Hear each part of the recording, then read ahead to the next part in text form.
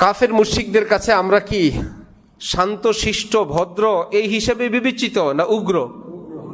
নিজের ভাই, নিজের মুসলমান ভাই একটু ভুল বিচ্যুতি করতেছে, হামলা করতেছে, কত নিষ্ঠুর, কত উগ্র তারা।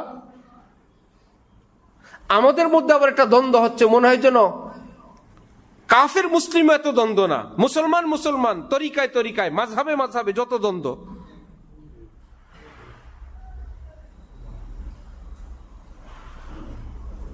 আল্লাহ, কেউ যদি মাজারে সিজদা করে, সিজদা করা কি? মাজারে বা মানুষকে সিজদা করা কি শিরিক? শিরিক না? কিন্তু সমস্ত ওলামায়ে দেওবন্দের ঐক্যবদ্ধ ফতোয়া, পুরা ওলামায়ে দেওবন্দের, এই কাজটা শিরিক, কিন্তু যিনি করলেন তিনি মুশরিক না। কাজটা কি? শিরিক, কিন্তু যিনি করবেন সেই ব্যক্তি, এটা আবার কি? শিরিক করলে মুশরিক না। ঔষধের নাম জানা এটা ডাক্তারি কাজ, ডাক্তারের কাজ না। সুতরাং যে 10টা ওষুধের নাম জানে তিনি ডাক্তার? ওষুধের নাম জানা, চিকিৎসা জানা এটা ডাক্তারি বিদ্যা, কিন্তু 1-2টা কাজ করলে সে কি হয় না?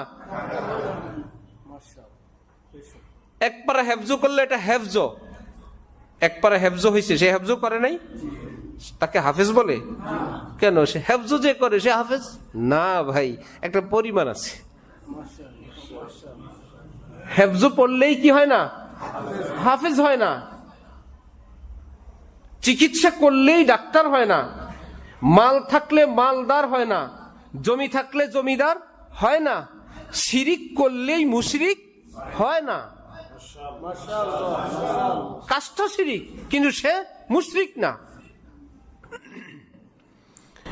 আলহামদুলিল্লাহ, আলহামদুলিল্লাহি ওয়া কাফা ওয়া সালামুন আলা ইবাদিহিল্লাযীনা ইসতাফা, আম্মা বা'দ। فأعوذ بالله من الشيطان الرجيم. بسم الله الرحمن الرحيم. إن الله يحب التوابين ويحب المتطهرين. صدق الله مولانا العظيم. وقال رسول الله صلى الله تعالى عليه وسلم: من صلى صلاتنا واستقبل قبلتنا وأكل ذبيحتنا فذلك المسلم الذي له ذمة الله وذمة رسوله فلا تغفر الله في ذمته. وقال رسول الله صلى الله تعالى عليه وسلم: من رأى منكم منكرا فليغيره بيده فإن لم يستطع فبلسانه فإن لم يستطع فبقلبه وذلك أضعف الإيمان. أو كما قال رسول الله صلى الله تعالى عليه وسلم. মুআজ্জাজ হাজিরিন, আমি আল্লাহ পাক রব্বুল আলামিনের পবিত্র কালামের অংশ বিশেষ তেলাওয়াত করলাম এবং হযরত রাসূল করিম সাল্লাল্লাহু আলাইহি ওয়াসাল্লামের 2খানা হাদিস শরীফ পাঠ করলাম। আল্লাহ পাক কোরআন শরীফ এবং হাদিস শরীফের পরিপূর্ণ হেদায়েত আমাদের সকলকে দান করেন। আমিন। কোরআনে পাক, হাদিসে পাকের সহি ইলম, সহি বুঝ আমাদেরকে, আমাদের আপনজন প্রিয়জন সকলকে নসিব ফরমান। আমাদের জীবনের অতীতের সমস্ত সগীরা কবিরা, ছোট বড়, জানা অজানা সমস্ত গুনাহ নিজ করমে নিজ দয়ায় আল্লাহ পাক মাফ করে দেন। আগামী জীবন আল্লাহ পাকের রেজামন্দি, আল্লাহ পাকের খুশি মতো কাটানোর তৌফিক দান করেন। হযরত রাসূলুল্লাহ সাল্লাল্লাহু আলাইহি ওয়াসাল্লাম ইরশাদ করেন: মান সাল্লা সালাতানা, যে ব্যক্তি আমাদের মতো নামাজ পড়ে, আমাদের মুসলমানের নামাজ আদায় করে। অন্যান্য ধর্মেরও নামাজ আছে, ভিন্ন রকমের নামাজ, যারা আমাদের মুসলমানদের নামাজ আদায় করে, ওয়াস্তাকবালা কিবলাতানা, এবং আমাদের কেবলাকে কেবলা মানে, ওয়া আকালা যাবিহাতানা, এবং আমরা মুসলিম পদ্ধতিতে যেভাবে জবাই করি, প্রাণী খাই, এই পদ্ধতিতে আমাদের জবাই করা প্রাণী সেও খায়। ফাযালিকাল মুসলিম, সে একজন মুসলমান মানুষ, সে আল্লাহ এবং রসুলের জিম্মায় আছে, সুতরাং তাকে কেউ ডিস্টার্ব করবে না, আল্লাহ এবং রসুলের জিম্মায় কেউ হস্তক্ষেপ করবে না, সে একজন মুসলমান। অপর হাদিসে নবীজি ইরশাদ করেন, মান কানা আখিরু কালামিহি লা ইলাহা ইল্লাল্লাহ দাখালাল জান্নাহ। একজন ইমানদার মানুষ অথবা বেঈমান মানুষ যে কোনোভাবেই তার জীবন কাটল, কিন্তু জীবনের সর্বশেষ সে ঈমান নিয়ে কবরে গেল। জীবনভর ঈমানওয়ালা, শেষেও ঈমানওয়ালা, অথবা জীবনভর কুফুরওয়ালা, শিরিকওয়ালা, কিন্তু শেষমেশ ঈমানওয়ালা হয়েই কবরে গেল। নবীজি বলেন, আমি ঘোষণা দিচ্ছি 2 দিন আগে হোক পরে হোক অবশ্যই অবশ্যই সে জান্নাতেই যাবে। আল্লাহু আকবার। ভুল বিচ্যুতি মুসলমানের জীবনে ঘটতে পারে। এই জন্যই রব্বুল আলামিন ক্ষমার ব্যবস্থা রাখছেন, তওবার ব্যবস্থা রাখছেন। কোরআনে পাকে আল্লাহ পাক রব্বুল আলামিন ইরশাদ করেন, যাদের থেকে বারবার ভুল বিচ্যুতি সংঘটিত হয়ে যায়, তারা আবার তওবা করে, আবার ভুল হয়, আবার তওবা করে, আবার ভুল হয়, আবার তওবা করে, এরা বহুবার তওবা করতেই থাকে। এদের মনে কোনো রকমের টেনশন, অস্থিরতা থাকতে পারে, এতবারের তওবার দ্বারা আমাদের কি হবে? আল্লাহ পাক কোরআনে পাকে ইরশাদ করেন, আমি ঘোষণা দিচ্ছি বারবার তওবাওয়ালাদেরকে আমি আল্লাহ ভালোবাসি এবং আগামীতে ভালোবাসতে থাকব। তারা আমার মাহবুব, আমার ভালোবাসার পাত্র।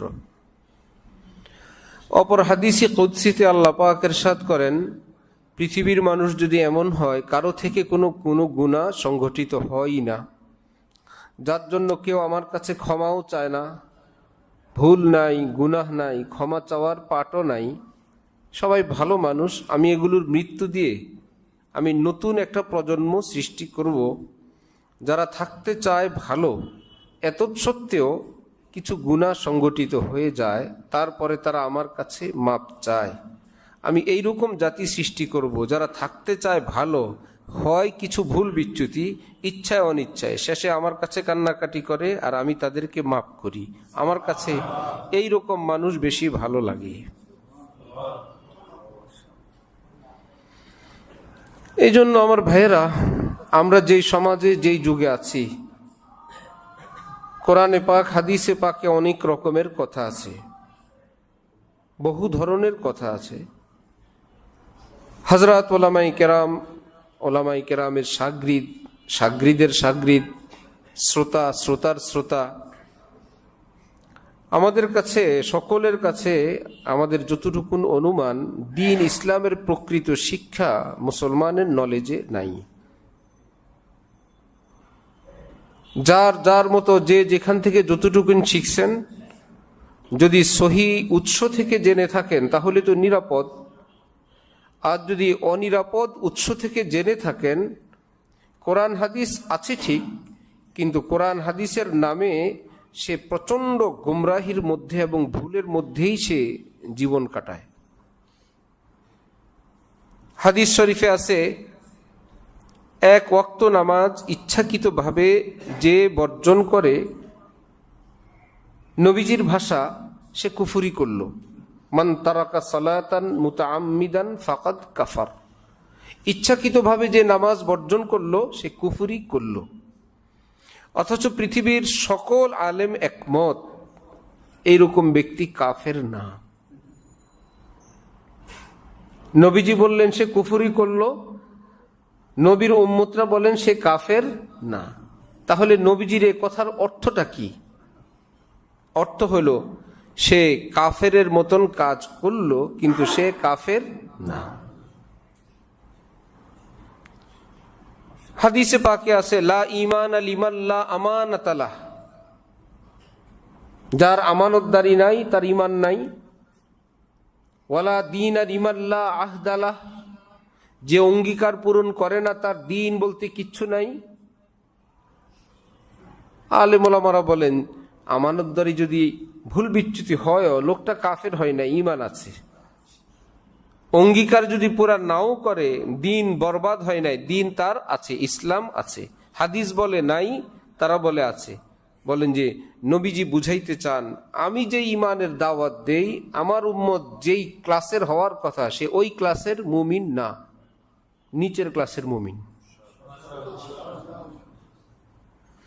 এগুলো যারা ব্যাখ্যা পড়ে না, কোরআন হাদিসের সরাসরি তর্জমা, অথবা কেউ এগুলোকে নিজেদের দলের দরবারের বৈশিষ্ট্য বানাইতে চায়, নিজেদের ফেরকার মাযহাবের, তারা বলবে হাদিসে আছে আমরা হাদিস মানি। এই কোরআন হাদিস বলতে বলতে বহু মানুষ গোমরা হয়ে গেছে, অতীতেও বর্তমানেও বহু মানুষ। এজন্য প্রথমত আমাদের এটা জানা দরকার, কোরআনে পাকে আল্লাহ পাক রব্বুল আলামিন পৃথিবীর সমস্ত ঈমানওয়ালাদেরকে নিজে পরিচয় করাইলেন।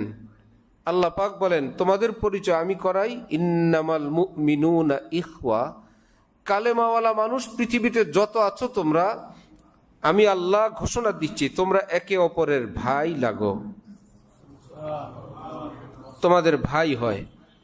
আমরা সে আমাদের ভ্রাতৃত্বের জায়গা থেকে, আমরা আমাদের সেই উদারতার স্থান থেকে, ইসলামের সুশিক্ষা থেকে আমরা দূরে যাওয়ার কারণে আমাদের চোখে প্রচণ্ড রকমের আক্রোশের চশমা অথবা প্রচণ্ড রকমের রাগ গোসার চশমা দিয়ে দেখার কারণে আমরা দেখি এও খাঁটি মুসলমান না, সেও খাঁটি মুসলমান না, একে খুন করা দরকার, একে হত্যা করা দরকার, তার উপর আক্রমণ করা দরকার। এরকম কর্তব্য জিম্মাদারি আমাদেরকে আল্লাহ পাক দেন নাই। আল্লাহু আকবার। হাদিস শরীফে নবীজি ইরশাদ করেন মান রাআ মিনকুম মুনকারান, তোমাদের মধ্যে যে কোনো শরীয়ত বিরোধী কাজ দেখবে, ফালইউগাইয়িরহু বিয়াদি, সেটাকে তুমি তোমার শক্তি দ্বারা প্রতিরোধ করবে। ফাইল্লাম ইয়াস্তাতি', প্রতিরোধ করার ক্ষমতা যদি তোমার না থাকে, ফাবিলিসানি, তাহলে মুখ দ্বারা প্রতিবাদ করবে। ফাইল্লাম ইয়াস্তাতি', প্রতিবাদ করার ক্ষমতাটুকুন যদি না থাকে, ফাবিকলবি, অন্তরে অন্তরে ঘৃণা করবে, ফিকির করবে কি করা যায়। তাহলে দায়িত্ব কয় রকমের আসলো? 3 রকম। কাজটা বন্ধ করে দিবে, অথবা মুখে কিছু বলবে, অথবা অন্তরে অন্তরে ফিকির করবে। তারপর বলছেন ওয়াযালিকা আযআফুল ঈমান, একজন মুমিন হিসাবে 3 প্রকারের কর্তব্য যার ভাগে একদম শেষটা আসে, তোমার উপরে দুর্বল দায়িত্ব অর্পিত হলো। একজন মুমিন হিসাবে তুমি দায়িত্ব মুক্ত না, কোনো না কোনোটা আসবেই। হয়তো প্রথমটা আসবে, অথবা দ্বিতীয়টা আসবে, অথবা তৃতীয়টা আসবে। যদি প্রথম 2টা নাও আসে, 3 নম্বরটা আসে, নবীজি বলেন তোমার উপর সবচেয়ে ছোট দায়িত্ব আসলো। আমি ছোটকাল থেকে বহু বছর বছর মুসলমানের মুখে, মাদ্রাসায় পড়ুয়া মানুষের মুখে এটা শুনে আসছি যে যার উপর তৃতীয় দায়িত্ব পড়বে সে হলো সবচেয়ে কমজোর মুমিন, কমজোর মুসলমান। সম্পূর্ণ ভুল ব্যাখ্যা। যে কোনো অপরাধ বন্ধ করতে পারলো না, অপরাধের বিরুদ্ধে কিছু বলতে পারলো না, চোখের সামনে কোনো অপরাধ সংঘটিত হচ্ছে না, বন্ধ করতে পারে না বলতে পারে, সে মনে মনে ঘৃণা করে এবং ফিকির করে কি করা যায়, আমার ভাই বেরাদারকে কিভাবে রক্ষা করা যায়, এই ভুলটা কিভাবে বন্ধ করা যায়। তাহলে এইরকম ফিকিরওয়ালা সর্বনিম্ন ইমানদার, জয়ীফ ইমানদার, এই ব্যাখ্যা শুনে আসছে জীবনভর। অথচ ইসলামের শিক্ষা হইল এই ব্যক্তিকে দুর্বল ইমানদার বলা হয় নাই, বরং বলা হইল তোমার উপরে দুর্বল ছোট্ট দায়িত্ব দেওয়া হইল। তাহলে দুর্বল মুমিন না দুর্বল দায়িত্ব, ছোট মুমিন না ছোট দায়িত্ব, ছোট দায়িত্ব।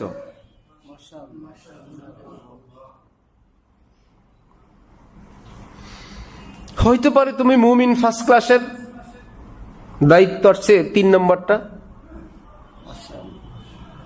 কেন? ওই পজিশনে তুমি নাই, তোমাকে এখন 1-2 নম্বরের কাজ দেওয়ার পজিশনে তুমি নাই।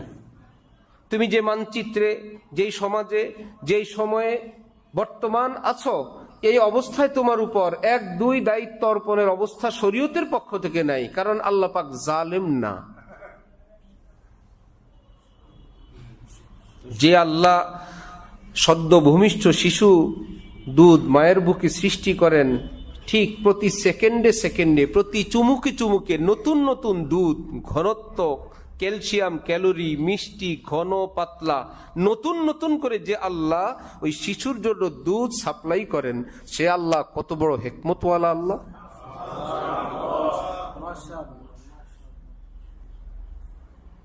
হইতে পারে ইমানদার বড়, দায়িত্ব আসছে কি ছোট। ইউরোপে, আমেরিকায়, ভারতে, অমুসলিম অধ্যুষিত দেশে, সেখানে কি শরীয়ত বিরোধী কোনো কাজ নাই? আছে কি না? আমাদের ভারতেই ধরেন, মূর্তি পূজা ইসলামিক দৃষ্টিতে এটা কি শরীয়ত সম্মত কাজ না শরীয়ত বিরোধী কাজ? এটার নাম মুনকার। সেই দেশের মুসলমানরা, আলেমরা, বুজুর্গরা দেখে কিনা? বন্ধ করতে পারছে? 1 নম্বরের দায়িত্ব নাই। প্রকাশ্যে সেটার বিরুদ্ধে কিছু বলতে পারে? 2 নম্বরও নাই। 1 নম্বর ডিউটিও নাই, 2 নম্বর ডিউটিও নাই। তাহলে কি তারা সেটার উপর খুশি? মনে মনে কি ফিকির করেন না? দায়িত্ব আসছে কি 1, 2 না 3? এই জন্য কি তারা 3 নম্বর মুসলমান?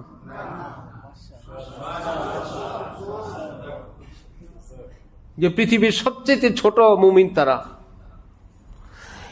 এটা আমার ব্যাখ্যা না, এটা হাকিমুল উম্মত হযরত থানভীর ব্যাখ্যা, এটা পৃথিবী বিখ্যাত মুহাদ্দিসদের ব্যাখ্যা। ওয়াযালিকা আযআফুল ঈমান, এখানে ছোট্ট একটা শব্দ মাহযুফ আছে, ওয়াযালিকা আযআফু ফারাইজিল ঈমান, মুমিন হিসাবে তোমার উপর কর্তব্য আসবেই 1, 2 অথবা 3। তোমার উপর পরিবেশ পরিস্থিতির কারণে আসছে দায়িত্ব নম্বর 3।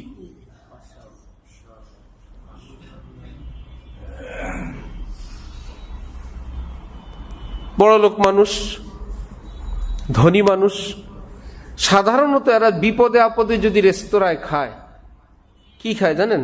বলে যে ভেজিটেবলে কোনো ভেজাল নেই, জবাইয়ের মশলা নেই, কুটার মশলা নেই। আরে ভাই, আল্লাহ তো খাওয়ায়, বাসা বাড়িতে খাও, কি আছে? রুটি আছে, পরোটা আছে, আর আটার রুটি লও, আটার রুটি আর একটু ভেজিটেবল নাও। হোটেলওয়ালা বলল যে এর নিচে আর কোনো খাবার নাই। এই যে এই খাবারটা তিনি খান, তাহলে কি এই এলাকার মধ্যে সবচাইতে গরিব মানুষ তিনি? খাবারটা সবচেয়ে গরিবের, এর নিচে আর হোটেলে খাবার নাই। এক বেচারা এত বড় রেস্টুরেন্ট, আশপাশে বহুদিনের শখ, এই হোটেলের শ্রেষ্ঠ খাবার একদিন খাবে, অনেক দিন টাকা জোগাড় করে। একজন গরিব মানুষ, যে কোনো গরিব ভাই আমাদের, তিনি সেই দিন নিয়ত করে গেলেন, একদম বাচ্চা কাচ্চা সহ সাদা লুঙ্গি পরে, নতুন জামা পরে একটা মজা করে একদিন খাবো। যেই দিন মহল্লার সবচেয়ে ধনী মানুষ আটার রুটি আর ভাজি খায়, ওই দিন মহল্লার সবচেয়ে গরিব মানুষ কি বললো? কি আছে? বললো চাইনিজ আছে, কাবাব আছে, দামি দামি খাবার, মিনারেল ওয়াটার নিয়ে বসলো। তাহলে কি আমরা কি বলবো? ওই গরিব মানুষটা ধনী হয়ে গেছে? খাওয়াটা 1 নম্বর, লোক 3 নম্বর। আর ওই ব্যক্তির খাওয়াটা 3 নম্বর, লোকটা 1 নম্বর। হইতে পারে পরিবেশ পরিস্থিতি অনুযায়ী, ভাই ডিউটি এসে গেছে 1, যেমন ডিউটি নাম্বার 1, আপনি আপনার ঘরে মুমিন, আপনি আলেম না, তবলিগিও না, পীরের মুরিদও না, খলিফাও না, আছেন কোন রকম টানা হেসরা করে ইমানদার। শরীয়ত আপনাকে 1 নম্বর ডিউটি দিয়ে বসছে, সূরা কেরাত তো ঠিক নাই লোকের, আলেমও না, মুজাহিদও না, পিসাবো না, আমিষাবো না। শরীয়ত ক্ষেত্র বিশেষ ওই লোককে 1 নম্বর ডিউটি দিছে কি, যে তোমার বাচ্চা কাচ্চা, তোমার অধীনস্থগুলো, তোমার ঘরের মধ্যেই তুমি রাজা। তোমার ঘরে যদি কেউ টেলিভিশন চালায়, এর জন্য তোমাকে দায়ী হবে, তুমি দায়ী হবে। সে বলল আমার ঘরে টেলিভিশন চলবে না, একদম তার তুর ছিঁড়ে বন্ধ করে দিছে। এটা কি অন্তরে অন্তরে না প্রতিরোধ করে দিল? ডিউটি নম্বর 1, একদম আমার ঘরে চলবে না। এটা বন্ধ করার কারণে কি পৃথিবীর শ্রেষ্ঠ ইমানদার হয়ে গেছে? যে শরীয়ত বিরোধী কাজ দেখছি বন্ধ করে দিছি। মার্কেটে সবাই ওজনে কম দেয়, মিথ্যা কথা বলে, ওয়াদা খেলাপ করে, কর্মচারীদেরকে নামাজের সুযোগ দেয় না, এ সবাই দেখতেছে। এক বেচারা এই মহল্লার একজন মুসলমান দোকান দেওয়া বসলো কর্মচারীদেরকে, আমার এখানে কাজ করতে হইলে ওজনে ঠিক দিবা, 5 ওয়াক্ত নামাজ পড়বা, সত্য কথা বলবা। ক্ষমতা যেহেতু আছে, অন্যায়গুলো প্রতিরোধ করে সে হক প্রতিষ্ঠা করলো। কোথায়? তার যেখানে ক্ষমতা চলে সেই জায়গাটায়। এ আইন তো সে পুরো মার্কেটে করতে পারবে না, তার দোকানে পারবে না, নিজের ঘরে পারবে না। নিজের ঘর, সেখানে পূর্ণ ক্ষমতা আছে, নিজের অফিসে পূর্ণ ক্ষমতা আছে। বলে দিল আজান হয়ে গেছে, নামাজে যাও, ওজনে কম দেবা না। সে যে এই যে অন্যায় প্রতিরোধ করলো, সে কি একদম পৃথিবীর শ্রেষ্ঠ ইমানদার হয়ে গেছে? কাজটা 1 নম্বর। লোক 1ও হইতে পারে, 2ও হইতে পারে, 3ও হইতে পারে, কিন্তু দায়িত্ব আসছে কয় নম্বর? একটা মুসলিম রাষ্ট্রের সরকার ভুল করে, অথবা মহল্লার মার্কেটে সবাই ভুল করে, সবটা বন্ধ করার ক্ষমতা আমার নাই। আমি যদি আরেকজনের দোকানে গিয়ে বলি এই কর্মচারীরা নামাজে যাও, একটু পরে আমারে ধরে থানায় নিয়ে যাবে। কোন হজরত হয়েছেন আপনি? এত বড় নামাজে, আপনার নামাজ আপনি পড়েন, আমি নামাজে পাঠানোর ক্ষমতা আমার নাই। আমি দেখি নামাজ পড়ে না, একটা অন্যায়, আমি দেখি অন্যায় করে, কিছুই করার নাই, সবাই বলবো তোমারটা তুমি করো। অন্যের উপরে ক্ষমতা আমার নাই, তার মানে বন্ধ করার ক্ষমতা আমার নাই। কিন্তু আমি, ভাইয়েরা এটা ঠিক না, ভাইয়েরা কর্মচারীদেরকে নামাজ পড়ান, ভাইয়েরা ছেলে মেয়েকে দিন শিখান, এইটুকুন ক্ষমতা যদি থাকে, তাহলে ডিউটি নম্বর 1 আসলো না 2 আসলো? তাহলে কি এই লোক 2 নম্বর মুমিন? হইতে পারে মুমিন নাম্বার 1, ডিউটি নাম্বার 2, অথবা মুমিন নাম্বার 2, ডিউটিও 2, অথবা মুমিন নাম্বার 3, ডিউটি 2। মানে ইমানওয়ালা সে 1, 2, 3 যে কোনো একটা হইতে পারে, কিন্তু আপাতত ডিউটি পালন করতেছে কি 1, 3 না 2?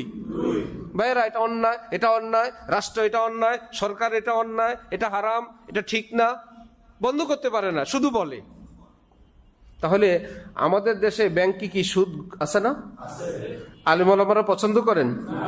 এই দেশের সমস্ত আলিম মিলা আমাদের দেশের ব্যাংকের সুদ বন্ধ করতে পারছে?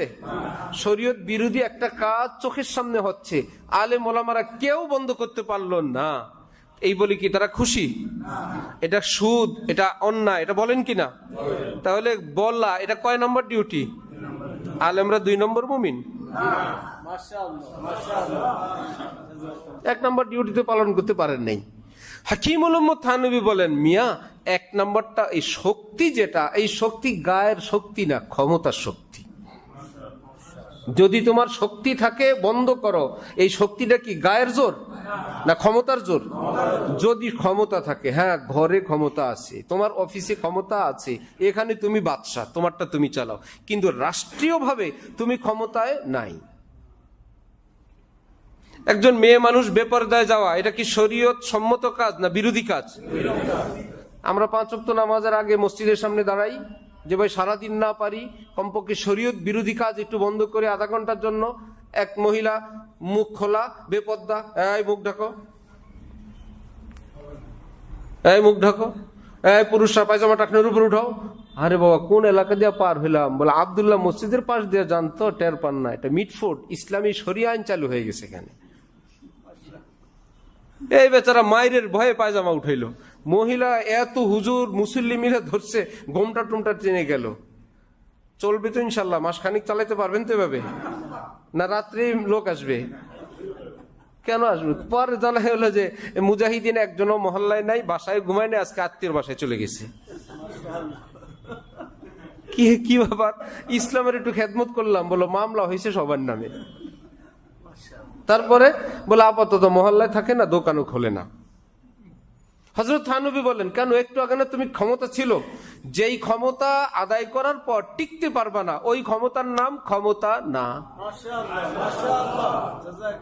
একটু আগে আমরা যেটা পাচ্ছিলাম, এই পায়জামা উঠাও, এই মুখ ঢাকো, ইসলাম বলে ওটার নাম পারা না। ওই পারার পরে টিকতে পারবা কিনা সেটা হলো আসল পারা। আগেরটা পরেরটা মিলে যদি পারো তাহলে তুমি পারো, অল্প একটু পারো, পরে নাই চম্পট, ওটার নাম পারা না। সুতরাং বলতে পারবা, টিকতে পারবা না, এটাকে পারা বলে না। এই জন্যে আলেমরাও বলেন না, আপনারাও বলেন না। আমরা ওয়াজ করি কিন্তু কাউরে বলি না যে ঘুমটা দাও, পায়জামা উঠাও, কে বলে? কারণ এটা জিম্মাদারি আমাদের নাই, পালন করতে গেলে আমরা টিকতে পারবো না, বাঁচতে পারবো না। শরীয়ত আমাদেরকে এই দায়িত্ব দেয় নাই, এক ওয়াজ করে তুমি বউ বাচ্চা ফেলে কক্সবাজার গিয়ে থাকো। শরীয়ত আমাদেরকে এরকম বিপদ দায়িত্ব দেয় নাই। আল্লাহু আকবার। তাহলে দ্বিতীয়টা আমরা করি, আমাদের দেশে ওয়াজ নসিহত চলে না, কিন্তু ভারতে মূর্তির বিরুদ্ধে কোনো ওয়াজ চলে? বলে ওয়াজ সব করেন, এটা করবেন না। ওই বেচারা আরেক ডিভিশন নিচে। আমেরিকায় খ্রিস্টান ধর্মের বিরুদ্ধে কিছু বলতে পারবে না, বহু দেশে বৌদ্ধের বিরুদ্ধে বলতে পারবে না, চুপ, মনে মনে যা করার। তাহলে ইমানওয়ালা তার আমল আকীদা সবটা অনুযায়ী ইমানের ডিভিশন তার জায়গায় 1 2 3 যা আছে আছে। পাশাপাশি আল্লাহ পাক তাকে একটা দায়িত্ব দেন তার ক্ষমতা অনুযায়ী। সে দায়িত্বটা আলাদা হইতে পারে, পরিবেশ পরিস্থিতি অনুযায়ী 1ও হইতে পারে, 2ও হইতে পারে, 3ও হইতে পারে।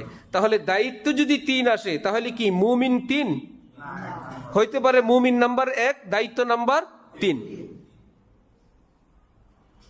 আল্লাহ, আমি এটা বললাম এক আলেমকে, বৈঠক, বয়স্ক আলেম, কামরাঙ্গি চরের নামি দামি আলেম। উনি বলেন, আল্লাহ ভাই আপনি আমারে বাঁচাইছেন, আমার তো একটা বাহিনী আছে আলাদা। কি বাহিনী? বললো 3 নম্বর মুমিন হব না, দুর্বল মুমিন হব না, শরীয়ত বিরোধী আমার এলাকায় কিছু থাকলে একটা বাহিনী আছে আলাদা, এই যা ধর, 1 নম্বর থাকবো। আমি তো এতদিন বুঝি নাই ভাই, কত প্যাচে পড়ছি, কত ঝামেলায় পড়ছি এই করে। এত সহজ ইসলাম কোনোদিন তো ভাবি নাই। বললাম এই ব্যাখ্যা আমার শায়েখ করছেন, এই ব্যাখ্যা হাকিমুল উম্মত করছেন, এই ব্যাখ্যা মোল্লা আলী কারি রহমতুল্লাহ আলাইহি করছেন, পৃথিবী বিখ্যাত মুহাদ্দিসরা করছেন। এটা তো কারো একার ব্যাখ্যা না। বিপদটা হইলো কেন? ওই যে বলছিলাম একক নামাজ ত্যাগ করলেই কাফের, ব্যাখ্যা বুখ্যা না জেনে হাদিস পড়ে। ঠিক ব্যাখ্যা বিশ্লেষণ আমি আপনি না, বড়রা কি ব্যাখ্যা করে আমাদের জন্য নিখুঁত করে রেখে গেছেন, সেটা না জেনে যখন ডাইরেক্ট কোরআন হাদিস পড়ে তখন দেখে ঘরে বসে থাকা যাবে না, শরীয়ত বিরোধী কাজ হচ্ছে, দে পিটান। মসজিদের সামনে গোমটা দেওয়াইলেন আর টাকনুর কাপড় উঠাইলেন, পরের দিন দোকান বন্ধ, মার্কেট বন্ধ, আপনার ঘরেও আপনি নাই। এই দায়িত্ব যেমন সরকার দেয় নাই, ঠিক সারা দেশে কোথায় মাজার, কোথায় সেজদা, কোথায় শিরিক, কোথায় বেদাত, ওই আস্তানা ভেঙ্গে দিয়ে পরে মামলা খেয়ে লাপাত্তা হয়ে রাস্তা রাস্তায় ঘুরা, এই জিম্মাদারি আল্লাহর কসম শরীয়তে পাক আমাদেরকে দেয় নাই। এর দ্বারা কি আমরা লাভবান? মুসলমানরা লাভবান?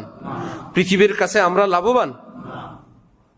প্রথম তো জানতে হবে, যদি কেউ ভুল করে, অপরাধ করে, তার সেই ভুলটার ক্ষেত্রে আমি এবং তার সম্পর্ক কি? সে কি আমার অধীন? আমি কি দেশের প্রধান? সে আমার অধীনও না, আমি রাষ্ট্রের প্রধানও না। সুতরাং আমি সেটাকে প্রতিরোধ করে বন্ধ করে দিব, এই ক্ষমতা শরীয়ত আমাকে দেয়ই নাই। অনধিকার চর্চা। যদি ক্ষমতা থাকতো তাহলে পলায় থাকেন কেন? কাফের মুশরিকদের কাছে আমরা কি শান্ত শিষ্ট ভদ্র এই হিসেবে বিবেচিত না উগ্র? নিজের ভাই, নিজের মুসলমান ভাই একটু ভুল বিচ্যুতি করতেছে, হামলা করতেছে, কত নিষ্ঠুর, কত উগ্র তারা। আমাদের মধ্যে আবার একটা দ্বন্দ্ব হচ্ছে, মনে হয় যেন কাফের মুসলিম এত দ্বন্দ্ব না, মুসলমান মুসলমান, তরিকায় তরিকায়, মাযহাবে মাযহাবে যত দ্বন্দ্ব।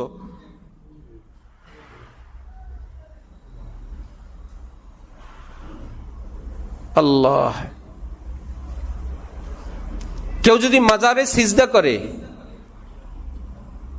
সিজদা করা কি? মাজারে বা মানুষকে সিজদা করা কি? শিরিক। শিরিক না? কিন্তু সমস্ত ওলামায়ে দেওবন্দের ঐক্যবদ্ধ ফতোয়া, পুরা ওলামায়ে দেওবন্দের, এই কাজটা শিরিক, কিন্তু যিনি করলেন তিনি মুশরিক না। কাজটা কি? শিরিক, কিন্তু যিনি করবেন সেই ব্যক্তি, এটা আবার কি? শিরিক করলে মুশরিক না। ঔষধের নাম জানা এটা ডাক্তারি কাজ, ডাক্তারের কাজ না। সুতরাং যে 10টা ওষুধের নাম জানে তিনি ডাক্তার? ওষুধের নাম জানা, চিকিৎসা জানা, এটা ডাক্তারি বিদ্যা, কিন্তু 1-2টা কাজ করলে সে কি হয় না?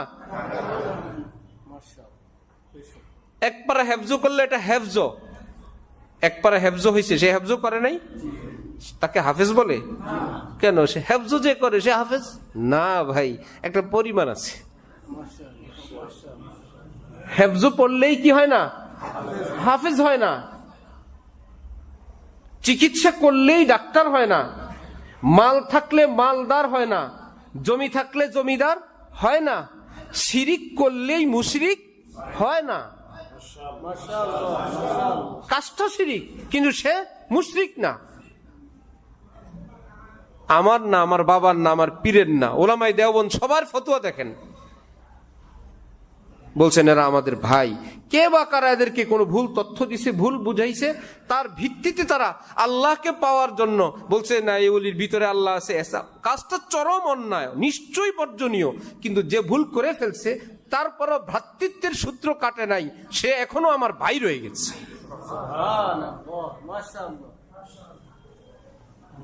ওই যে সেজদা করা শিরিক, যে করলো সে কি? মুশরিক। সুতরাং মুশরিক হলে তাকে মারো। মুশরিক হলে কেন মারবেন? নাস্তিক হইলেও তো তার দায়িত্ব সরকারের, আপনি প্রতিবাদ করতে পারেন। আইন হাতে নেওয়ার কোন সুযোগ ইসলাম দেয়নি। আমি বড় এক আলেম, তদবির করেন, চিকিৎসা করেন। এক সময় বলে এত হাজার জিন বোতলে ভরলাম, অমুক দেশে পাঠায় দিলাম, সাউথ আফ্রিকা পাঠায় দিলাম, অমুক সাগরে পাঠায় দিলাম, জিন দিয়ে তদবির করেন। আমি ছাত্র, আমাদের শায়েখ ঢালকানগর হযরত আলার সামনে আমি ওই হুজুরকে বললাম, আমি বললাম আপনি জিন দিয়ে এত কিছু পারেন, মা বাবার নাম বললে বাকি কাজ করে ফেলান। তখন বুশ ক্ষমতায়, প্রেসিডেন্ট জর্জ ডব্লিউ বুশ। আমি বললাম বুশের মা বাবার নাম বাইর করে দিয়ে আপনি জিন দিয়ে ওর ঘাট টিপে মেরে ফেলেন, জিন দিয়ে ওরে তুলে নিয়ে আসেন,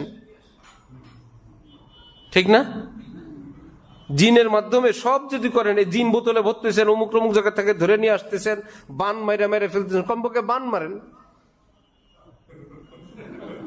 ওটা ওখানে ছটফট করতে করতে মরে যাক, ফিনিশ, কাজ শেষ।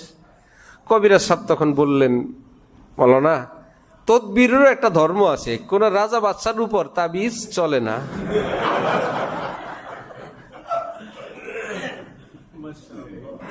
হাজার তাবিজ করলে, বান মারলে বান চলে না। এটা তো আমি ওনার থেকে বুঝে নিয়ে আসলাম। পরে আমার মনে হয়েছে অনেক বছর পরে, সব কিছুর একটা সীমা আছে। আল্লাহ পাক ছাড় দেন, একটা জায়গায় গিয়ে ব্রেক দিয়ে দেন, ঠিক না? একটা ছাড় আছে, ছাড় আছে বলেই তো যে যা করতেছে। ভাই মসজিদে যাবা না মন্দিরে যাবা, কোরআন শুনবা না গান শুনবা, আল্লাহ যদি জোর করে ধরেন কেউ অন্যায় পথে যেতে পারবে? একটা শক্তি দিয়ে রাখছেন, টাকার মতো। মালিক তোমাকে টাকা দিল, বাজারের ব্যাগ দিল, সদাইয়ের লিস্ট দিল, দোকানের নাম বলে দিল, তারপরে দোকানে গিয়া তুমি সদাই করবা। তুমি যদি ওই টাকা দিয়ে ভুল সদাই করো, বাসা আসার পর মালিককে বললো স্যার সব ভুল আপনার, আপনি যদি টাকাটা না দিতেন, আপনি যদি আমরা বাজারে নাই পাঠাইতেন, তাহলে আমি তো এত বড় ভুল করতাম না। তাহলে তার শাস্তি সিঙ্গেল না ডাবল? কেন ডাবল? ভুল সদায়ের কারণে এক শাস্তি, সেটা আবার মালিককে দায়ী করার জন্য আরেকটা শাস্তি। বেদ দিবে আর বলবে শুধু টাকা দিছিলাম, সদায়ের নাম বলি নাই, শুধু সদায়ের নাম বলছি, দোকানের ঠিকানা বলি নাই, কোন কোন দোকান থেকে করবা না সেটা বলে দেই নাই, এরপরেও তুমি উল্টা করলা, আমাকে দায়ী করার সুযোগ নাই। আল্লাহ আমাকে আপনাকে একটা শক্তি দিছেন, দুনিয়াতে পাঠাইছেন, কোন কোন দোকান থেকে সদাই করব সেই দোকানের নাম বলে দিছেন, কি কি সদাই করব সেটাও বলে দিছেন, আবার কোন কোনটা যাব না সদাই করব না সেটাও বলে দিছেন। দুনিয়ার বাজারে আবার এলান করার জন্য নবী রসুলদেরকে আবার পাঠিয়ে দিছেন। সেই বাজারে দাঁড়ায় মসজিদে না গিয়া মন্দির থেকে সদাই করলেন, টুনটুন করে পা দিয়ে হাঁটলেন, পরে গিয়ে আল্লাহরে বলবেন, আল্লাহ আপনি যদি আমার পাই না দিতেন আমি তো মন্দিরে যেতে পারতাম না, সুতরাং আপনি পা দেওয়াতে আমি গেছি। শাস্তি সিঙ্গেল হবে না ডাবল হবে? আমি শুধু পা দিছি, আমি আর কিছু দেই নাই। বাকি রইল কর্মচারী যেরকম স্বাধীন, এত কিছু বলার পরেও সে নির্দেশিত দোকান অথবা নিষিদ্ধ দোকান যেটার থেকে সদাই করতে পারবে, আর যেই টাকা দিয়ে সদাই করবে টাকাটা কি কর্মচারী না মালিকের? মালিকের দেওয়া টাকা, কিন্তু একটা ক্ষমতা কর্মচারীর আছে, যা করার সে করতে পারবে, দুধও কিনতে পারবে, মদও কিনতে পারবে। ঠিক বান্দাকে আল্লাহ পাক একটা ক্ষমতা দিয়ে এরকম একটা শক্তি দিছেন, মসজিদেও চলে মন্দিরেও চলে, কোরআনও শুনে গানও শুনে, চোখ কাবাও দেখতে পারে, ভিন নারী কেউ দেখতে পারে। এইরকম একটা ক্ষমতা দেওয়ার পর কি করব, কোন দিকে পা চলবে, কি শুনবো, সবটার একটা লিস্ট নবী রসুল আলেম ওলামাদের মাধ্যমে দিয়ে আমাদেরকে পৃথিবীতে পাঠাইছেন। যেই বাজারে পাঠাইছেন এই পৃথিবীর বাজারে আবার খালি রাখেন নাই, আলেমদেরকে বারবার বলার জন্য এলান করছেন। মসজিদ থেকে 5 ওয়াক্ত এলান হচ্ছে, আর তারপরেও যদি কেউ ভুল বাজারে সদাই করে, দায়ী কি আল্লাহ হবে না বান্দা হবে?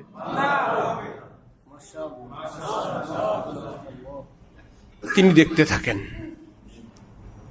তিনি হালিম, প্রচন্ড ধৈর্যশীল মহান আল্লাহ, প্রচন্ড ধৈর্যশীল। এক সাহাবী হাতিব বিন আবি বালতা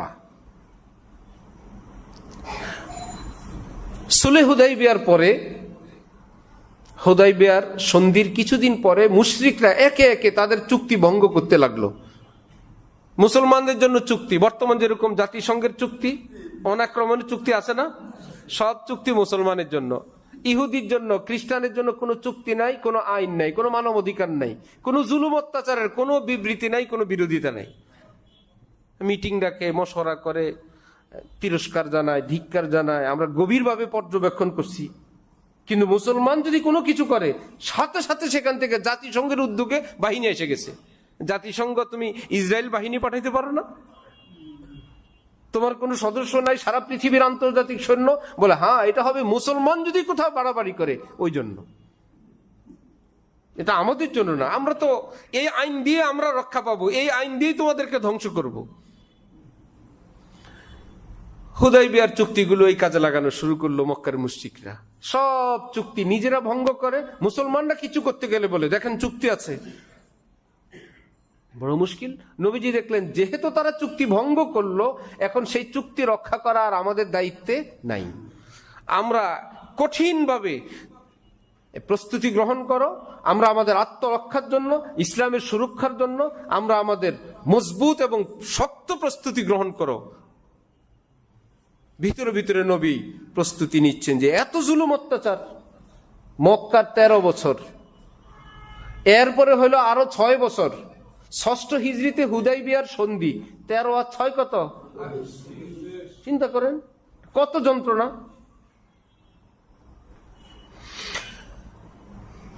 ওই সাহাবী ভাবলেন যে ভাই, মক্কা শরীফ থেকে যারা হিজরত করে আসছেন ওনাদের অধিকাংশের আত্মীয় স্বজন মক্কা শরীফে আছে। তাদের আত্মীয় স্বজন থাকার কারণে পরিবার পরিজন, ছেলে মেয়েদের দেখাশোনার জন্য, যদিও তারা মুসলমান, কাফের আত্মীয় স্বজন আছে বলে তারা সেগুলো দেখাশোনা করে। বর্তমানে আছে না এরকম? গত সরকারের লোকদেরকে পাহারা দেওয়া রাখে এরকম আত্মীয় স্বজন আছে না? আছে। এক ভাই এই দল আর এক ভাই সেই দল, যে তুমি পালানি থাকো, তোমার ফ্যামিলি আমি দেখতেছি, এরকম বহুত আছে, আগেও ছিল এখনো আছে। তো ওই সাহাবী ভাবলো আমি মক্কার বাইরের লোক, থাকি মক্কায়, আমি তো হিজরত করে চলে আসছি, ফ্যামিলি মক্কায়, আমার এদেরকে রক্ষা করার কেউ নাই, একটা কাজ করি, চুপে চুপে মক্কাওয়ালাদের একটু উপকার করি, যে তোমাদের উপর কিন্তু কঠিন প্রতিশোধ নেওয়ার প্রস্তুতি চলছে, এইটুকুন খবর যদি দেই তো তারা আমার ফ্যামিলিকে একটু দেখে শুনে রাখবে। ভাবছেন বিজয় তো মুসলমানদের হবে, আমি 1000 খবর দিল এই বিজয় ঠেকাইতে পারবে না, কারণ কোরআন নাজিল হয়ে গেছে, ইন্না ফাতাহনা লাকা ফাতহাম মুবিনা, আমি সুস্পষ্ট মহান বিজয় আমি আপনাকে দিচ্ছি, শীঘ্রই দিয়ে দিব। সাহাবী জানে হইছে কাম, বিজয় হবে, আমি একটু জানাই, আমি একটু লাভ নেই, মুসলমানরা তো বিজয়ী হবেই আমার বাচ্চা কাচ্চার জন্য। ওহির মাধ্যমে সংবাদ আসছে রাসূলুল্লাহ সাল্লাল্লাহু আলাইহি ওয়াসাল্লামের নিকট যে হাতিব ইবনে আবি বালতা এক নারীর মাধ্যমে এই সংবাদ পাঠায় আল্লাহ। হযরত রাসূলুল্লাহ সাল্লাল্লাহু আলাইহি ওয়াসাল্লাম, হযরত আলী, হযরত জুবায়ের, আবু মারসা 3 সাহাবীকে বললেন, যাও, একজন মহিলা উটে আরোহণ করে যাচ্ছে, রওজায়ে খাখ নামক জায়গায় তাকে পাবে। ওহী কত স্পষ্ট, সে রওনা হয়ে চলে গেছে। নবী বললেন, তোমরা যাও, মদিনা থেকে 12 কিলোমিটার দূর রওজায়ে খাখ, সেখানে গিয়ে পাবে, তার কাছে একটা চিঠি আছে, চিঠিটা উদ্ধার করে নিয়ে আসো। হযরত আলী বলেন, খুঁজতে খুঁজতে গিয়া ঠিক নবীজি যেখানে বলছেন ওখানে গিয়েই পাইছি। বললাম, চিঠি বাইর কর। আমার কাছে কোনো চিঠি নেই। বললাম, নরমে গরমে যতই বলি বাইর করেই না। বললাম, আমরা ওটটাকে বসাইলাম, এবার সে মহিলা একটু উপরে ছিল, ওটটাকে সিস্টেম করে বসানোর কারণে এখন সে কাছে এসে গেল। বললাম, নিজে বের করো, না হলে বের করার ব্যবস্থা আমরা নিজেরা করব। যথাযথভাবে যত উদ্যোগ নেওয়া লাগে, নবীর কথা মিথ্যা হতে পারে না, নিশ্চয়ই তোমার কাছে কোনো চিঠি আছে, আমরা সেটা বের করেই ছাড়বো। বাইতুল উলুম, ঢালকানগর আমরা যখন পড়ি, আমি ক্লাসে, অল্প উচ্চতার জানালা দেখি, জানালা কেউ আসলে তো তার কোমর পর্যন্ত উপরে থাকবে, কিন্তু পিঠ দেখা যায়, একটা উপুড় হওয়া কোনো লোক আসলো। আমি ছাত্রদেরকে বললাম, দেখো তো ভাই, একটা উপুড় হওয়া লোক মনে হইলো। 2-3 জন গিয়ে দেখে কোন চোর এসা জুতা স্যান্ডেল একত্রিত করতেছে। চোরাই বুঝে নাই, চোরার পিঠ উপরে দিয়ে দেখা গেছে। আমি পাঠাইছি ওদেরকে দেখার জন্য, ওরা গিয়ে আমল শুরু করে দিছে ধুমধাম। আরে বাবা, আমি যাইতে যাইতে অবস্থা খারাপ। এর মধ্যে এই বেটা লুঙ্গি খুলে ফেলছে। ছাত্ররা লুঙ্গি সুন্দর করে উঠে গিটটা দিয়ে দ্বিতীয়বার শুরু করছে। আমরা গিয়ে ভাবলাম যে মুশকিল, মারা গেলে বা ঝামেলা হলে মুশকিল, এটা 4 তলায়। ওরে বললাম, নিচে চলো। সে মায়ের খেয়ে হাঁটতে পারে না, একদম নড়তে চড়তে পারে না। তা আমি ওরে বললাম, তোরে নিচে নিব, হাইটে যাবি না চেঁচায় নিব? সিঁড়ি দিয়ে এইভাবে টাইনে নিয়ে যাবো না নিজে হাইটে যাবি? যখন পরিস্থিতি খারাপ দেখছি, তো আমি যদি হাইটা না যাই, সিঁড়ি দিয়ে যদি এভাবে টাইনে নেয়, সবই তো শেষ। টানা হেঁচড়া করে দেখি সোজা হয়ে খাড়াইছে। ওই মহিলাও যখন দেখছে পরিস্থিতি খারাপ, আমি মহিলাগিরি করে যে বলবো নাই নাই, যে না, এরা কঠিন পার্টি, বাইর করেই ছাড়বো। আস্তে এক বর্ণনায় চুলের নিচের থেকে, আরেক বর্ণনায় কোমরের থেকে চিঠিখান বাইর করে দিছে। ঘটনা একটা, চিঠি বাইর করলো একবার। হাদিসের 2 রকম, চিঠি কোন জায়গার থেকে বাইর করছে। একবার বলে চুলের নিচের থেকে, আরেক বর্ণনায় কি বলে বলেন তো? 2টা চিঠি হলে বলতাম 2 জায়গার থেকে বাইরেছে। মুহাদ্দিস কাকে বলে? মুহাদ্দিসরা বলে, মিয়া, মহিলার চুল লম্বা ছিল, কোমর পর্যন্ত চুল ছিল, চুল সরায়া বের করছে। তো কোন সাহাবী বলছে চুলের তলের থেকে, আর কোমরের থেকে বাইর করছে, কোমরের থেকে তো ছিলই। সুবহানাল্লাহ, চুল ঝুলতেছিল, তো চুল সরায়া কোমরের থেকে নিচে। কেউ বলছে চুলের নিচ থেকে, তাও ঠিক আছে, আর কোমরেরটা তো ঠিকই আছে। নিয়ে আসছেন, মহিলাকেও নিয়ে আসছেন। হযরত ওমর তো কটমট কটমট করতেছেন, ইয়া রাসূলুল্লাহ, যে এই চিঠিটা পাঠাইলো, বিসমিল্লাহ দিব ইয়া রাসূলুল্লাহ। নবী বলেন, থামো। একটু পরে আরো কটমট করে এত বড় গাদ্দারি করলো আমাদের সঙ্গে, আপনার সঙ্গে, আল্লাহ রসুলের সঙ্গে, মুসলমানের সঙ্গে। ডাকলেন ওই ব্যক্তিকে যিনি চিঠি প্রেরণ করলেন। নবী বললেন, তুমি এরকম করলা? তিনি বললেন, সত্য কথা হইল, আমি জানি মুসলমানের বিজয় আসবেই, তা আমি ভাবছি আমার তো কেউ নাই, এরকম একটা তথ্য যদি গোপনে দেই, আমার বিবি বাচ্চাগুলো একটু দেখাশোনা করে রাখবে, আমার একটা উপকার হবে। ইসলামের বিজয় তো কেউ ঠেকাইতে পারবে না, আমার কোনো দুশ্মনী কোনো কথা উদ্দেশ্য ছিল না। নবী বললেন, ওমর, কাকে তুমি আক্রমণ করতে চাও? সে বদরি সাহাবী, তোমার জানা নাই? হাতিব ইবনে আবি বালতা বদরি সাহাবী, জানো না? যে বদরীদের ব্যাপারে আল্লাহ পাক বলছেন, ইমালু মা শিতুম ইন্নী কদ গফারতু লাকুম। বদরীরা, তোমরা এত বড় আমল করলা জীবনে, আমি তোমাদের জীবনের সমস্ত গুনাহ মাফ করে দিছি। যাও, যা মন চায় জীবনে করো, আমি মাফ করে দিছি। যা মন চায় করো, তোমাদের জান্নাত মঞ্জুর। সে ওই সাহাবী, তুমি জানো না? কি আশ্চর্য, এত শক্ত ওমর। ফাদামিয়াত আইনা ওমর, হযরত ওমরের চোখ থেকে এবার পানি পড়া আরম্ভ হয়েছে। আল্লাহ! এজন্য আমার ভাই, জোশ জজবাকে কন্ট্রোল করার জন্য নবী দরকার, অথবা নায়েবে নবী দরকার, অভিভাবক দরকার। হঠাৎ একটা কিছু জোশে আসলেই করতে নেই। হযরত ওমর ভাবছেন হয়তো সে এখন আর মুমিন না, অথবা এই অপরাধের জন্য এরকম শাস্তি পাইতে পারে, কিন্তু করেন নাই। আমার মুরব্বী আছেন না, মুরব্বী বুঝাই দিলেন, বললেন না এটা না। কিন্তু এমন এক সমাজে আমরা আসলাম, কোন ছেলের সঙ্গে কোনো মেয়ে প্রেম করে, দুইজন মিলে এক জায়গায় একটু গুনগুন করে কথা বলছে, নিশ্চয়ই অপরাধ। কিন্তু ওই ছেলেকে ধরে এমন মারা মারলো কারা? যারা এর চাইতে বড় অপরাধে নিজেরা জড়িত, তারা এর চাইতে আরো জঘন্য অপরাধ করে যারা অ্যাভেলেবেল, একদম ফেরেশতা হয়ে তাকে ইচ্ছা মতন মারলো। নামাজ পড়ে না, রোজা রাখে না, দাড়ি রাখে না, হালাল খায় না, সত্য বলে না, পর্দা করে না, নজর হেফাজত করে না, মা বাবার খেদমত করে না, স্ত্রী সন্তানের হক আদায় করে না, ইসলামের অসংখ্য আমল করে না। এগুলোর সব সংবাদ নবীজির রওজায় পৌঁছে না, সপ্তাহে সপ্তাহে নবীজির কাছে যায় না। এদিকে নবী খুশি হন না, কষ্ট পান? নবীজির কলিজায় আঘাত দেয় যেই উম্মত নিয়মিত। আরেকজন কি অন্যায় করছে সেই বেচারের উপর আক্রমণ করে বড় মুসলমান সাজতেছেন, ইসলামের বড় দরদি সাজতেছেন, বড় ইসলাম প্রতিষ্ঠা করতেছেন। মাথা থেকে পা পর্যন্ত আগে ইসলাম প্রতিষ্ঠা করেন, কত পারেন দেখি।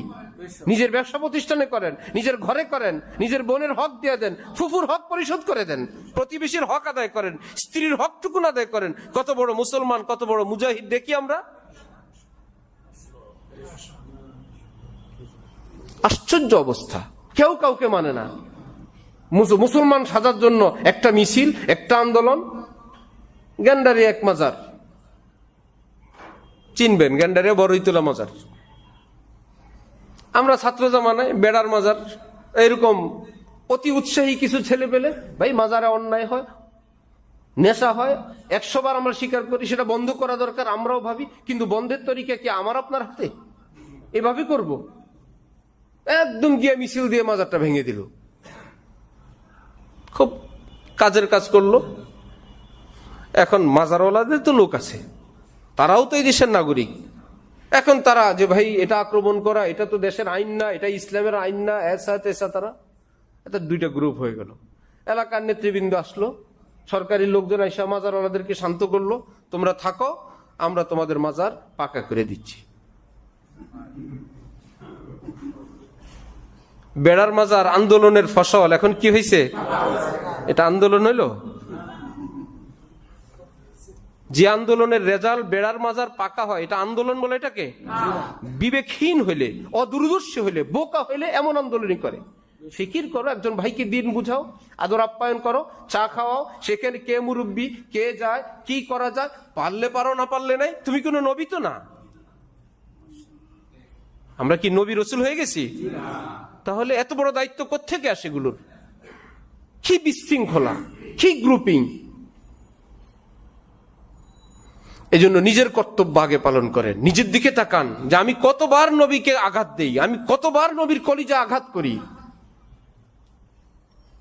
যত আক্রোশ নিজের উপর ঝাড়েন যে আমি আঘাত দেই নিয়মিত, আমি আরেকজনের জন্য চিকিৎসা। কুষ্ঠ রোগী সর্দিওয়ালার জন্য কান্দে, একজনের নাক থেকে পানি ঝরে, যে কুষ্ঠ রোগী সে কান্দে, আহা কি কষ্ট, সর্দি আমি জানি, ওফো, সারা গায়ে যার কুষ্ঠ, নিজের খবর নাই, আরেক সর্দিওয়ালার জন্য কান্নে।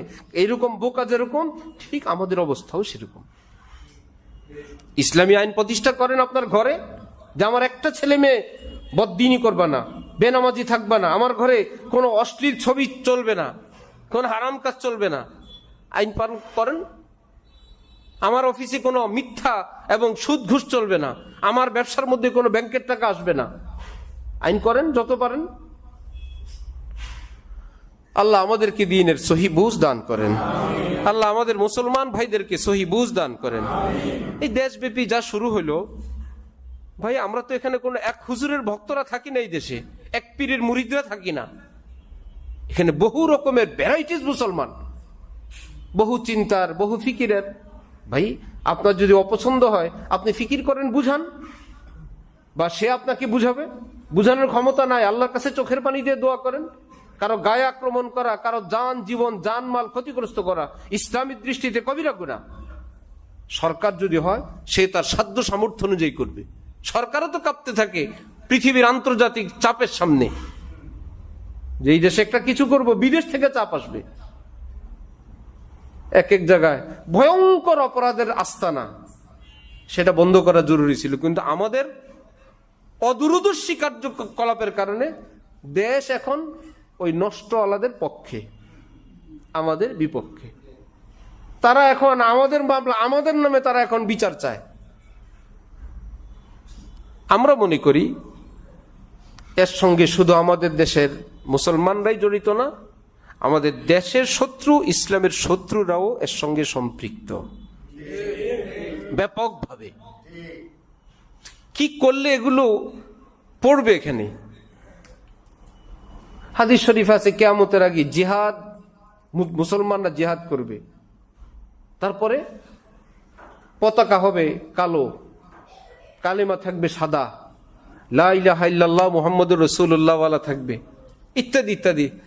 কাফের মুশরিকরা পড়ে জেনে ফেলছে কিয়ামতের আগে আমাদেরকে যে মেডিসিন দেয়া ধরবে, এটা হলো জেহাদ। এটা শুরু হলে আমাদের আর উপায় নেই। সুতরাং এই জেহাদ যদি মার্কেটে চলে আসে, আমরা শেষ। মুসলমানদের জেহাদের আগে কাফেররা জেহাদ শুরু করে দিছে। দাড়িওয়ালা কাফের কালেমা লা ইলাহা ইল্লাল্লাহ মুহাম্মাদুর রাসূলুল্লাহ হামলা করে দিল, সিনেমায় হামলা করে দিল, বারে হামলা করলো, স্কুলে হামলা করলো, হসপিটালে, পত্রিকায়, ইন্টারনেটে দিয়ে দিল আমরা অমুক মুজাহিদ পার্টি, এই অন্যায় এই পৃথিবীতে চলতে দিব না। সারা পৃথিবী বলল, ভাই মুজাহিদ তো বহুত খারাপ, এই শিশুগুলো মারলো, এই স্কুলে মারলো, এটা বহুত খারাপ। সারা পৃথিবী একত্র হয়ে গেল, ভাই দেখলা জেহাদ, এখানে জেহাদ বহুত খারাপ, সেখানে জেহাদ বহুত খারাপ। এত সংগঠন আমাদের দেশে স্বাধীনতার পর থেকে, ইসলামী সংগঠন, হঠাৎ 63 জেলায় হামলা হয়ে গেল। হয়েছে না? কোন চোর চুরি করে যাওয়ার সময় নাম ঠিকানা দিয়ে যায়? চুরি করে যাওয়ার সময় আবার নাম ঠিকানা দেয়? এ আবার কেমন চোর? 63 জেলায় হামলা করে আবার লিফলেট বিতরণ করে দিচ্ছে একদিনে। জামাতুল মুজাহিদিন বাংলাদেশ, জামাতুল মুজাহিদিন বাংলাদেশ। কে ছিল এই হামলাটাকে বলবে খুব ভালো কাজ করছে? কেউ বলছিল? সব মুসলমান, আমরা সব বলছি, ভাই কোন জামাতুল মুজাহিদিন, এই মুজাহিদিনের জামাতের এই কাজটা তো ঠিক হয় নাই, এরা তো বহুত খারাপ। আদালতে আদালতে সারা দেশে হামলা করছে, ভাই মুজাহিদরা ক্ষমতায় আসলে তো বহুত খারাপ, জিহাদ তো বহুত খারাপ। কাফেররা বলে তোমাদের মুখে জিহাদ খারাপ, এটা বলার জন্যই এই জামাতুল মুজাহিদিন আমরা আদায় করে দিছি।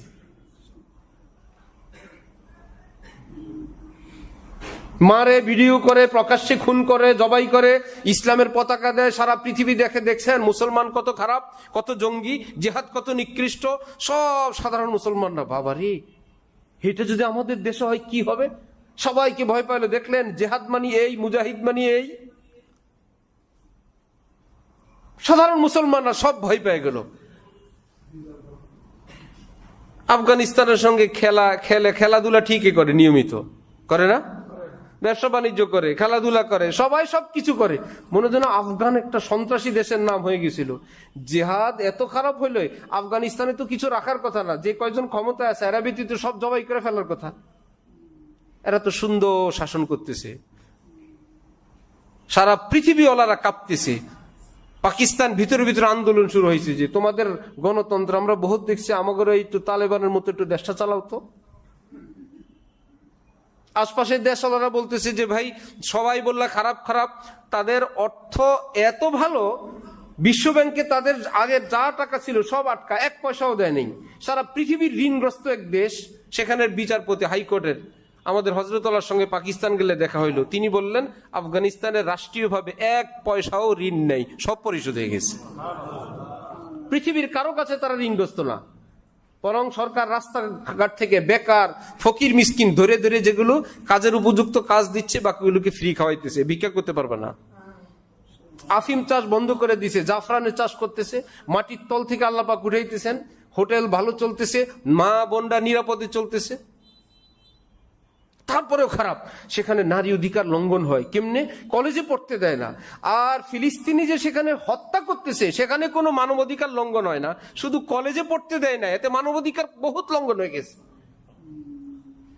যে মেয়েদেরকে কলেজে পড়তে দেন, আপনি সোজা কথা ভাবছেন? এই আমেরিকায় ইসরায়েলকে অস্ত্রও দেয়, সাপোর্টও দেয়, সব করে, সেই আমেরিকায় বলে, দেখছেন কত খারাপ। এই জন্য নিজেদের হুঁশ জ্ঞান সাথে রাখা চাই। পৃথিবী কোন তালে চলে? মুসলমানকে ধ্বংস করার জন্য ইসলামের নামে জেহাদ, ইসলামের নামে হামলা, ইসলামের নামে জবাই। এখন শুরু হয়েছে আমাদের দেশে ইসলামের নামে বাজারে হামলা।